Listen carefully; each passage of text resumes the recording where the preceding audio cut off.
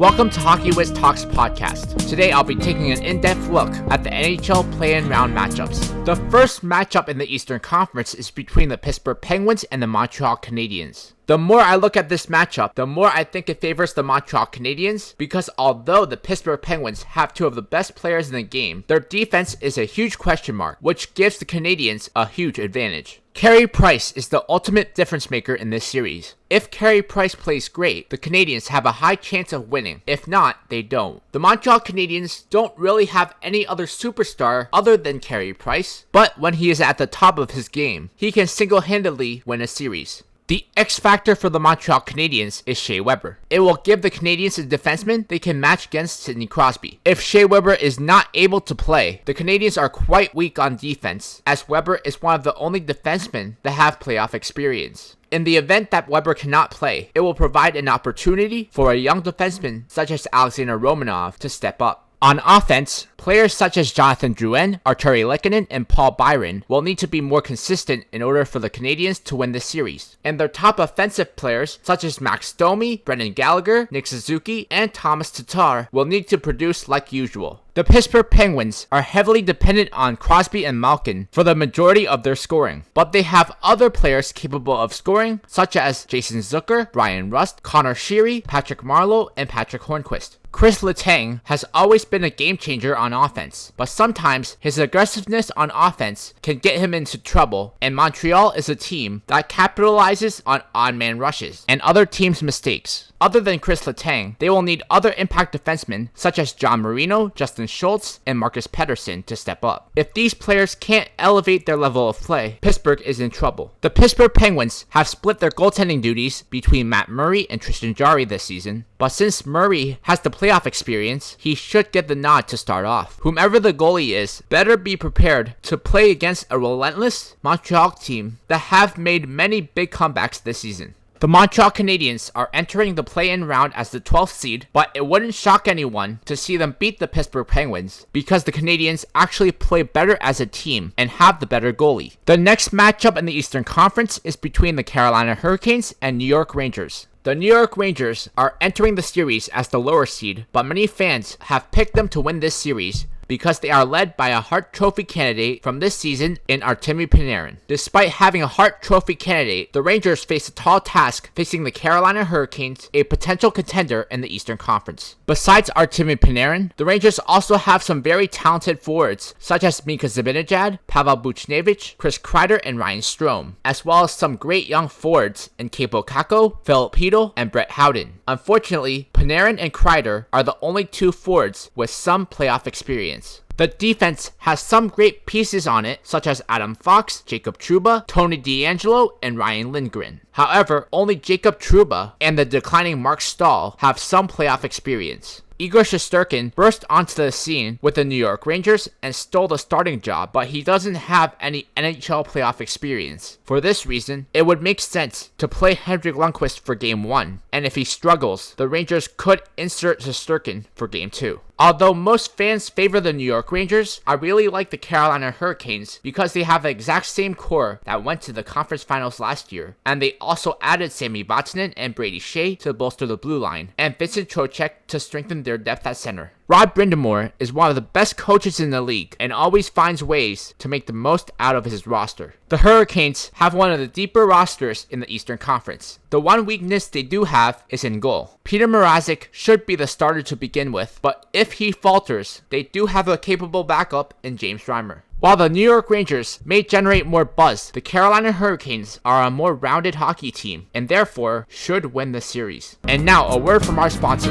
Check out my hockey blog at hockeywiztalkshockey.blogspot.com. The third matchup in the Eastern Conference is between the New York Islanders and the Florida Panthers. The New York Islanders play a style of hockey that might be very boring to watch, but it is effective in winning games against a team like the Florida Panthers that could really score. Coached by Barry Trotz, the New York Islanders will be a tough matchup for any team in the playoffs. They have a little bit of everything in their lineup and will wear out opposing stars throughout the course of a 7-game series. Every Barry Trotz coached team is terrific defensively and always plays strong in front of the goalie, which is why goalies on Barry Trotz teams always seem to have terrific stats. A player that was injured but could be back for the playoffs is Adam Pelech. He is part of the shutdown pair with Ryan Pulock. If Pelech is able to play, it will be a huge boost for the Islanders because then they can match that shutdown pair against the Barkov line. For the Florida Panthers, the most important player is Sergei Bobrovsky, who had an off year, but when at the top of his game, he is one of the best goalies in the league. If the Panthers want to win this series, Bobrovsky will need to play his best hockey.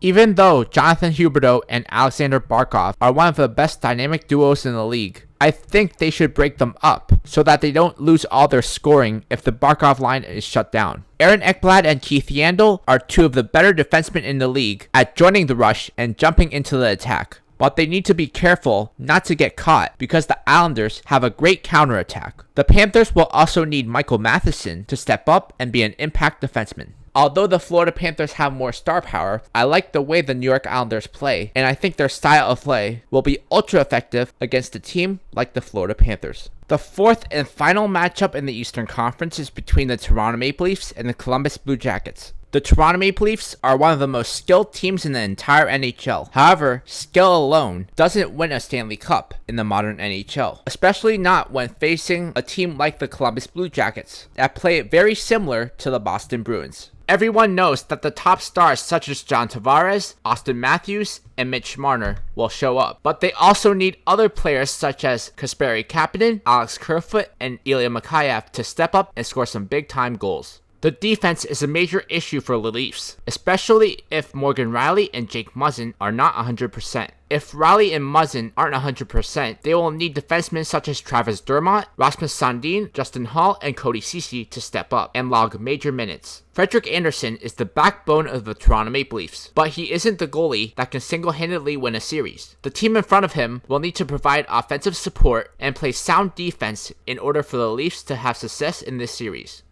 The Columbus Blue Jackets have a severe advantage because nobody is putting pressure on them to win, and they are viewed as severe underdogs in this series, so they can just go into this series with the same approach as they did against the Lightning last year. First and foremost, the Blue Jackets are a sound defensive team with a remarkable top three of Zach Werenski, Seth Jones, and David Savard. These three defensemen will do the heavy lifting on defense, but other defensemen such as Vladislav Gabrikov, Marcus Nudavara, and Andrew Peeke need to step up and play a key role as well. The goaltending tandem of Elvis Merzlikins and Jonas Korpisalo played tremendous this season, but neither of these two goalies have any postseason experience. They will be heavily tested against the high-powered Toronto Maple Leafs offense. The Blue Jackets don't have any star forwards, but they have a bunch of opportunistic players that take advantage of other teams' mistakes and capitalize on them. The Toronto Maple Leafs should still be favored in this series because they are the better overall team, but it would not be shocking to see an upset in this series either. And now, a word from our sponsor. Visit my Facebook page, Mr. HockeyWiz777, and my Instagram, Mr. HockeyWiz77. First matchup in the Western Conference is between the Edmonton Oilers and the Chicago Blackhawks. The Edmonton Oilers obviously have one of the best dynamic duos in the league in Connor McDavid and Leon Draisaitl, but the Chicago Blackhawks also have a dynamic duo of their own that spearheaded a dynasty in Jonathan Toews and Patrick Kane. Both of these teams have the same strengths and weaknesses, but I think the speed of the Edmonton Oilers will be tough for the Chicago Blackhawks to contain. Besides Connor McDavid and Leon Draisaitl, the Edmonton Oilers have some other dangerous players in the lineup, including Ryan Nugent-Hopkins, James Neal, Kyler Yamamoto, and Andreas Athanasiou. Defensively, the Oilers' top four is actually very solid, but they don't have that defenseman that can take over a game. So both Darnell Nurse and Oscar Klefbom will need to step up their game. The Oilers don't really have a clear number one goalie, but since Mike Smith has more playoff experience than Mikko Koskinen, the Oilers should go with Mike Smith to start the series.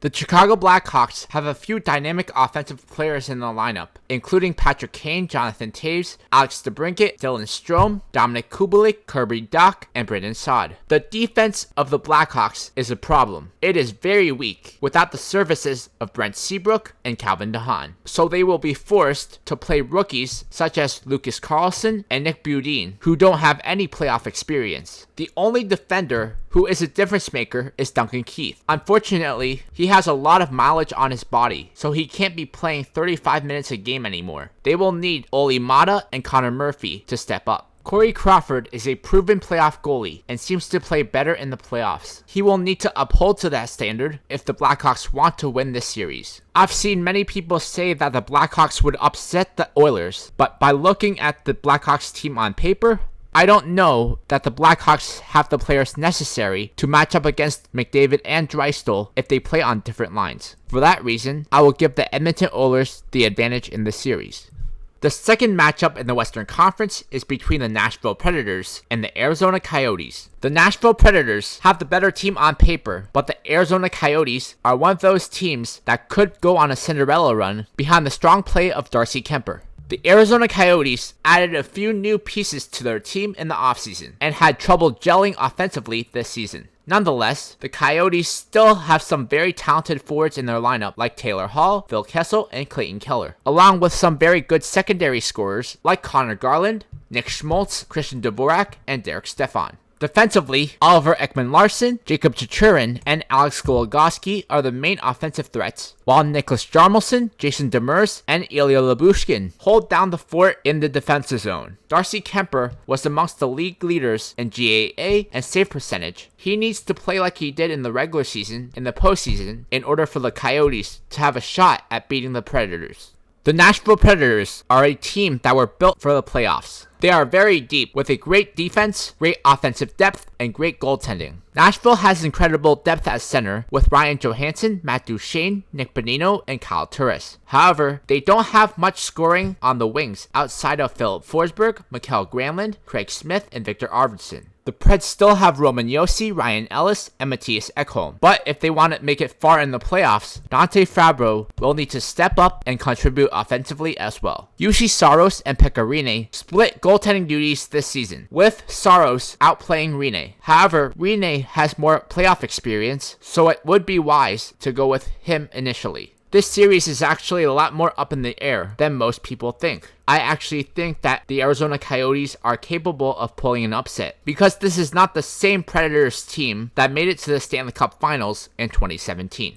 And now a word from our sponsor. Check out my other podcasts on SoundCloud.com/MrHockeyWiz777. The third matchup in the Western Conference is between the Vancouver Canucks and Minnesota Wild. The Vancouver Canucks are an up-and-coming team that could potentially have a deep playoff run, while the Minnesota Wild are a team that have an aging core, but also have some very young, promising players as well. Offensively, the Canucks have a tremendous top six with Elias Pettersson, Brock Besser, JT Miller, Tyler Toffoli, and Tanner Pearson. But they don't get much secondary scoring beyond their top six, so they will need players such as Adam Gaudette and Jake Virtanen to step up. Vancouver has a very solid defensive core, which is anchored by Calder Trophy candidate Quinn Hughes and the ageless Alex Edler. Besides Hughes and Edler, the Canucks will also need defensemen such as Tyler Myers, Troy Stecher, and Chris Tanev to log heavy minutes. Jacob Markstrom has played tremendous in the regular season, but he hasn't started a postseason game. This is something the veteran players of Minnesota could take advantage of. While the Minnesota Wild might not have as much high-end talent as the Vancouver Canucks, they have way more playoff experience, and they could really take advantage of that. KG veterans such as Zach Parise, Eric Stahl, Matt Zuccarello, and Mikko Koivu have plenty of playoff experience to complement the speed and skill of young studs such as Kevin Fiala, Luke Kunin, Alex Galchenyuk, and Jordan Greenway.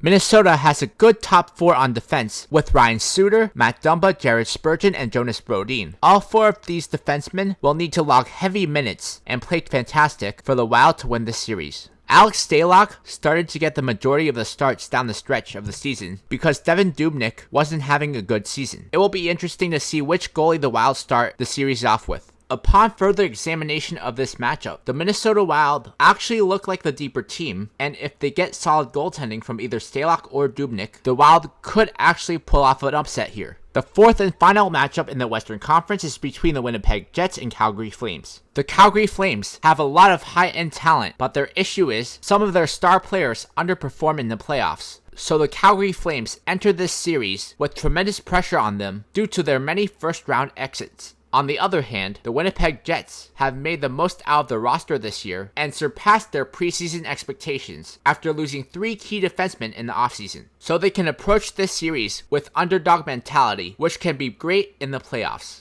Johnny Gaudreau is the player who is really under scrutiny because he is a great regular season player, but his production significantly dips in the postseason, so this is a make or break postseason for him. Sean Monahan has been by far the Flames' best forward in the playoffs, but he can't do it all alone. Players such as Elias Lindholm and Matthew Tkachuk need to step up and commit to playing a great two-way game. Other role players such as Milan Lucic, Dylan Dubé, Sam Bennett, and Mark Jankowski will need to chip in with goals once in a while as well. Mark Giordano is another player who has been under the microscope because while he is a great defenseman, he doesn't have that extra gear that superstar defensemen like Drew Doughty, Roman Josi, and Victor Hedman do. TJ Brody, Travis Hamonic, Rasmus Anderson, and Eric Gustafsson all need to step up if the Flames want to win this series. While David Rittich got the majority of the starts in the regular season, it isn't out of the possibility that Cam Talbot starts in the playoffs because he has more playoff experience. The Winnipeg Jets have great high-end skill in their lineup, starting with a dynamic duo of Mark Scheifele and Blake Wheeler, as well as 3 young stud wingers in Kyle Connor, Patrick Laine, and Nikolai Ehlers. Beyond those players, the Jets don't get much scoring from other players. That will need to change, especially when playing against a team like the Calgary Flames that can score in bunches.